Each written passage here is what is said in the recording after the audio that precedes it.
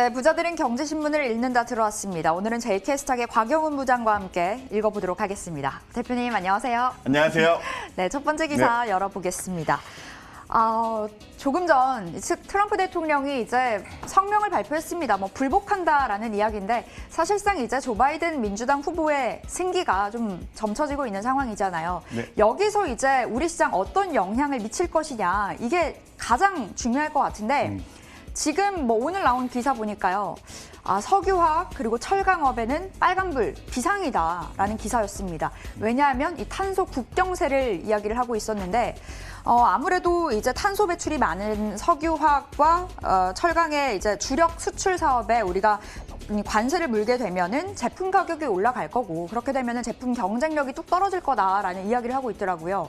대표님 보시기에는 석유화학, 철강 어떻게 우리가 대응을 해봐야 될지요? 네, 탄소 관련해서 우리나라가 그 GDP가 글로벌 순위에 비해서 탄소 관련된 순위가 훨씬 더 높습니다. 중국 다음이라고 합니다. 그래서 이 탄소 관련해서는 아무래도 좀 관세를 좀 물게 되는 경우가 좀 발생하게 되는 거죠. 그래서 이러한 내용들이 나오고 있습니다만은 결론적으로는 이 글로벌 시장 전체적으로 좀 클린화시켜서 성장하고자 하는 취지이기 때문에 이 부분에 대해서 너무 민감하게 보실 필요가 없을 것 같고 이 조 바이든 그 후보의 현재의 친환경 관련된 기업들의 움직임은 참 급등락이 있었는데 어느 정도 해결 국면으로 진입하고 있는 것 같다고 말씀드리고 이 탄소 배출권 관련된 종목이 KC 코트레이라든가 에코바이오 그리고 후성, 네. 후성 또 하나 더 있는데 까먹었네요. 어쨌든 이런 대표적인 종목들이 있는 거죠. 휴캠스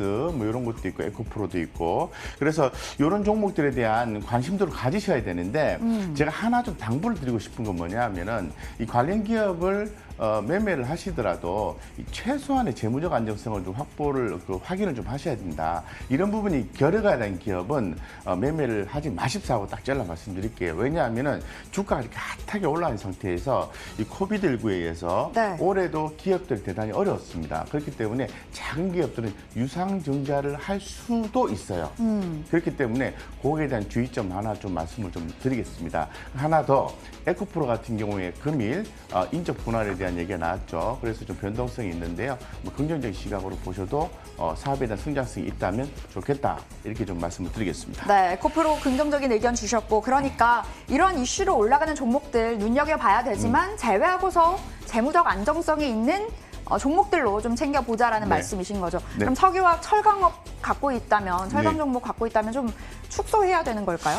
축소라기보다는 사실 조 바이든 후보가 당선이 되면은 사실 그 선거에 대한 불확실성이 제거가 되는 거잖아요. 네. 그래서 과거의 통상적인 흐름으로 봤을 때는 미 대선 후에 한동안에 이 정책에 대한 기대감에 의해서 전반적으로 주식이 다 올라가는 경향을 좀 보여주는 게 있습니다. 그래서 만약에 이제 트럼프 대통령과의 그런 부정적인 이슈 이런 부분만 잘 해소가 되고 잘 정권 이양이 되게 된다면은 전반적으로 올라갈 수 있고 이 미국이 중국에 대해서 어떻게 스탠스를 취할지는 모르겠지만 조금 완화를 한다면은 최근에 이제 중국이 이 코비드19 이후에 가장 빠른 경제 회복을 좀 보이고 있는 국가거든요. 네. 그렇기 때문에 이 중국의 경제 회복은 이 국내의 철강주에 긍정적이기 때문에 너무 단순하게 이 하나의 내용만 가지고 팔아야 되겠다, 사야 되겠다 이렇게 하는 것은 바람직하지 않고 큰 데이터로 봤을 때 매출과 영업 이런 부분이 이제 좋게 나온다면은 긍정적으로 대응하셔도 좋습니다. 네, 일희일비하지 않도록 해보겠습니다. 이런 기사도 눈여겨보겠지만 앞으로 좀 길게 보고 종목들 대응을 해보도록 할게요.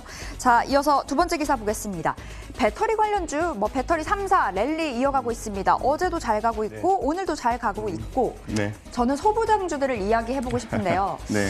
이제 소부장주들을 좀 다시금 바라볼 때가 되지 않았을까라는 생각이 듭니다. 삼성전자가 소부장 국내 관련 기업에 1,800억 투자하겠다 밝히면서 이제 소부장 국산화에 드라이브를 걸고 있는 건데 실적도 좋고 늘 말씀해주시는 안전한 기업, 소부장주 뭐가 있을까요? 삼성전자가 이제 투자하는 대상 기업이 최근에 4개인가요? 이렇게 있었는데 제가 좀 기억하는 게 미코웨이 한 3개 기업을 좀 기억하고 있는데 이 삼성전자가 증자 방식을 통해서 자금이 들어간다는 것은 그 회사가 이제 재무적 안정성이 확보가 되는 거고, 그로 인해서 향후에 회사의 성장성이 이제 두각이 되는지를 확인을 좀 하셔야 돼요. 그리고 또 그 기업이 생산하는 제품이 어떤 독보적인 지위를 갖고 있는지를 확인하셔야 돼요. 그래서 그런 기업이다라고 판단되면은 과거에 SNS텍이 상승했던 것처럼 주가도 상승할 수 있다고 좀 말씀을 드리고, 아무래도 그 소부장 하면은 무조건 뭐 관련된 기업을 다 산다 이렇게 접근하시면 안 됩니다. 최근에 전반적으로 이제 성장주의 가파른 주가 상승을 좀 경계하고 있는 그런 상황이고, 분위기가 이제 가치주 개념, 이 가치주가 새로운 성장 동력에 대한 모멘트를 만나게 되면 주가는 올라갈 수 있기 때문에 이제 대응하는 게 좋겠죠. 대표적인 게 뭐 신흥 SEC 이런 네. 종목이 있을 것 같고요. 예, 그리고 또 보면은 뭐 DNT라든가 또 PNT 이런 종목들도 상당히 좀 괜찮은 종목들이죠. 관심 있게 보셔도 좋을 것 같습니다. 네, 신흥 SEC 그리고 PNT 같은 종목들 네네. 체크해 보자. 소부장주에 대해서 긍정적인 의견 주셨고, 뭐 워낙 이 배터리 3사에 대해서는 모아가는 전략 취하자라는 평가 항상 주셨어서요. 네. 관련 종목들 계속해서 들고 가보도록 하겠습니다. 네. 자, 세 번째 기업 열어보겠습니다. 세 번째 기사.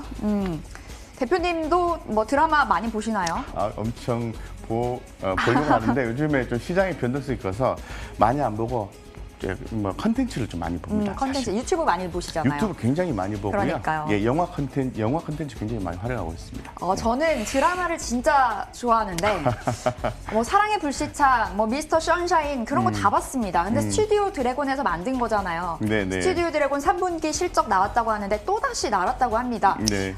매출액은 조금은 아쉽게 나왔지만 영업이익이 네. 전년 대비 46%가 넘게 튀어 올라서 굉장히 의미 있는 성적표를 받아들였다.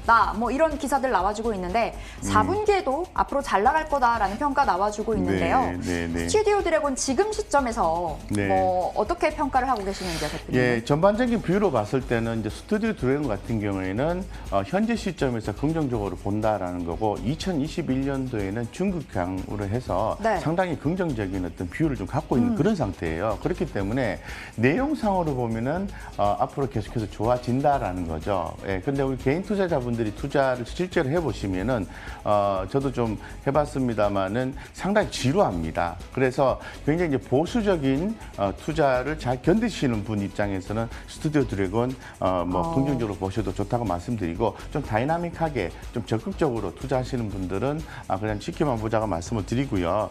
이 관련된 내용 중에 이제 웹툰 이런 내용이 있거든요. 웹툰, 소설 IP 이런 내용들이 있는데, 최근에 이제 컨텐츠에 대한 수요가 굉장히 커지고 있는 거죠. 그래서 이 관련된 기업들, 이제 요거는 컨텐츠 관련 기업입니다만, 제가 예전에 우리 코너에서 말씀드렸듯이 엔터주, YG 엔터테인먼트라든가 JYP, ENT 네. 관련 엔터주 많이 빠졌으니까 이제부터 분할해서 매수해보는 모아가자, 관점을 예. 모아자고 말씀을 좀 드렸었죠.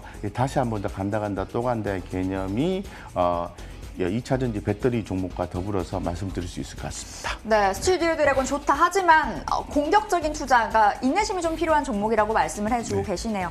짧게 CJENM은 어때요? 그럼 CJENM? CJENM도 좋게 봅니다. 지난번 좋게 주가 본다. 한 차례 이렇게 오르고 난뒤 수급적 요인에서 좀 빠졌죠, 그죠? 그래서 다시 또 이렇게 반등을 할 수 있는 기술적인 이 포지션에 위치하고 있기 때문에 괜찮다 이렇게 말씀드리겠습니다. CJENM도 괜찮다라는 의견까지 받아봤습니다. 자, 오늘 외국인들 어떤 종목 담아갈까요? 수급 보겠습니다.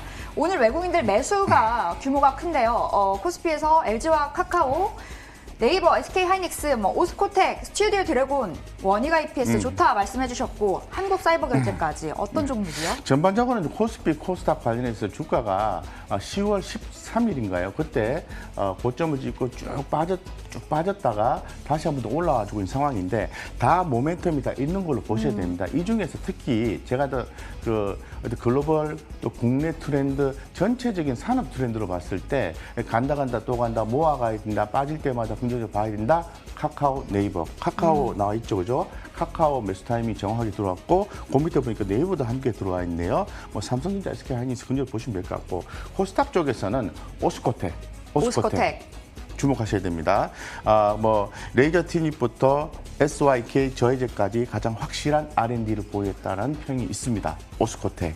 그리고 뭐 나머지는 긍정적으로 좀 보시면 좋을 것 같아요. 이지열 같은 경우에는 지역화폐 뭐 이런 부분에서 많이 주목받고 있는 거죠. 네. 네네. 알겠습니다. 카카오와 네이버 그리고 오스코텍 강조를 해주셨습니다. 자, 이렇게 해서 부자들인 경제신문을 읽는다. 오늘은 JK스탁의 곽영훈 대표와 함께 읽어봤습니다. 오늘 말씀 고맙습니다.